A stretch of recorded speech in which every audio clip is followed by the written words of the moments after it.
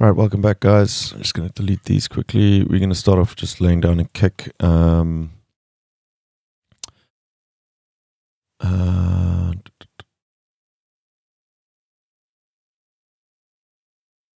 I'm just inserting a groove agent here. I've got a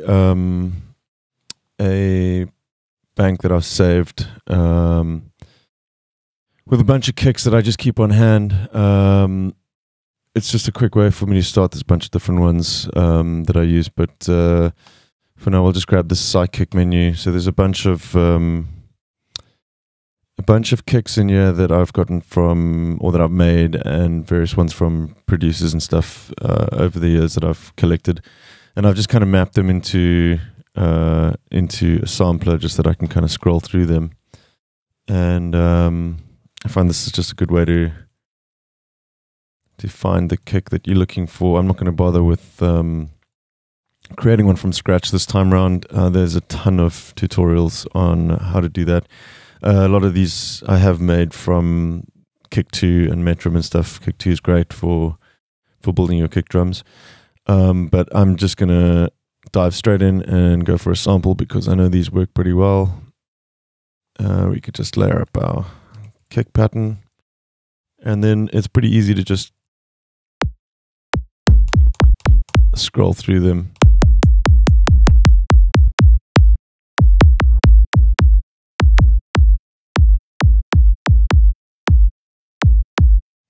Quite like that one. We'll probably just go with that.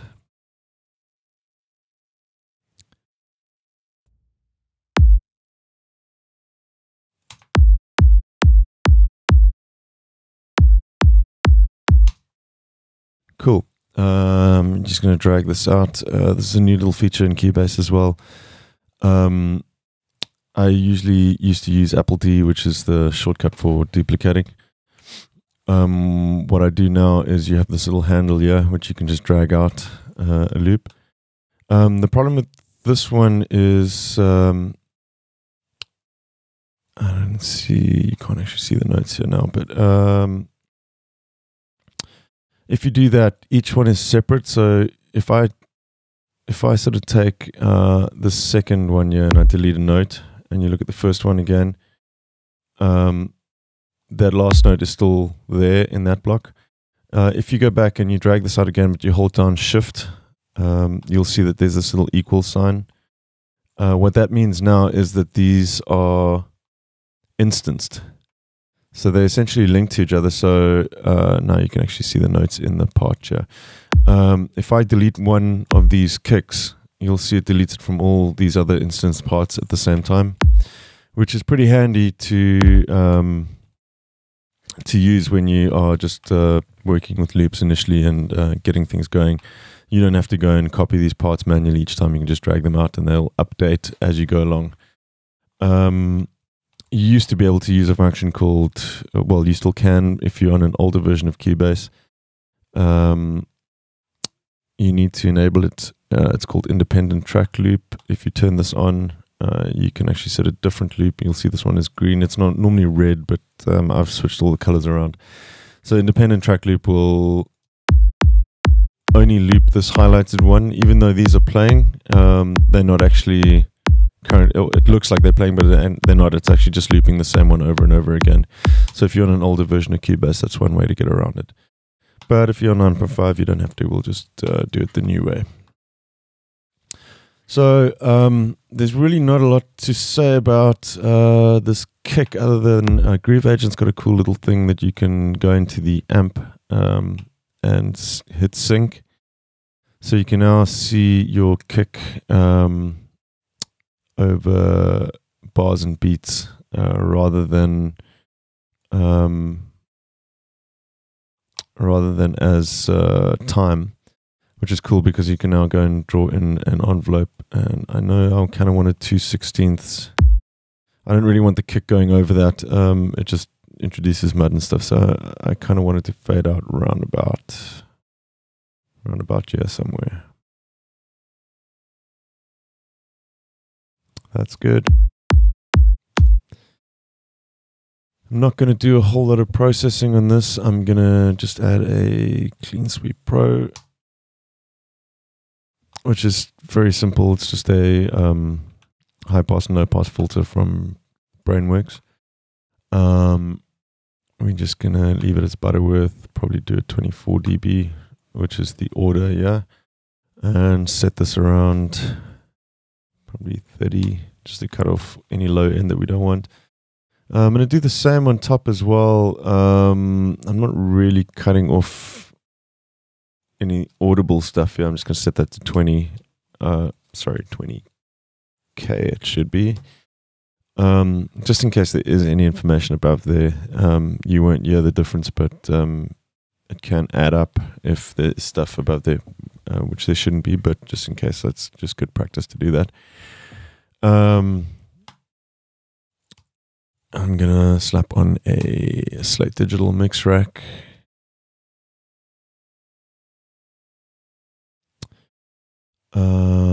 We are looking for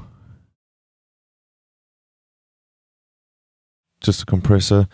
There's actually another compressor in here that I use quite often as well, FG Bomber.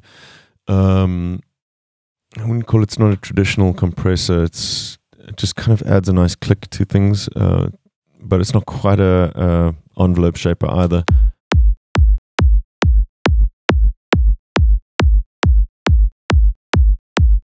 I'm not 100% sure what the process is going into it, but it just adds a nice little bit of punch to the kick. And that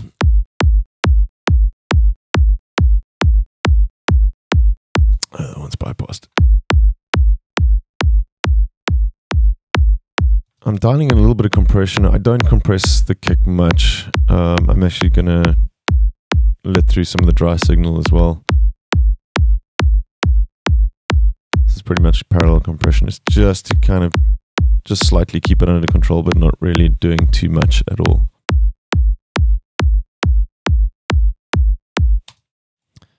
Cool.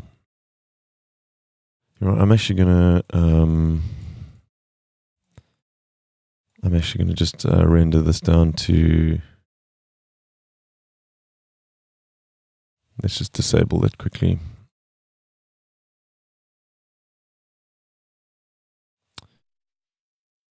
There we go. So we've got an audio. I just want to see that's looking good. We don't want this kick going too far over, so it doesn't muddy up everything. Just clip that, and I'm just going to put this into its own sampler window now. So if you just create a new sampler track, and just drop this in here.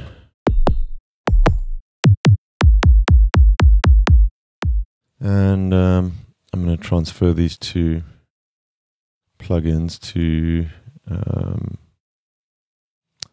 the new sampler track there.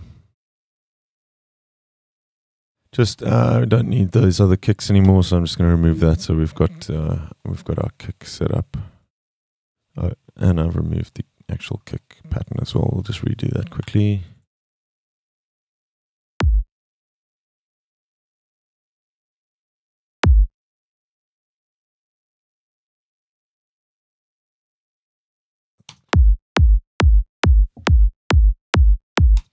Right, that's about it. We'll move on to the bass line next. Thanks everybody for watching, commenting and indeed liking. We really do appreciate all the support we get here on our Sonic Academy YouTube channel. So if you found this video super useful, please, we'd love you to hit the subscribe button. We update the YouTube channel every week with new content. And if you want to watch some more relevant content, just click on the videos beside me.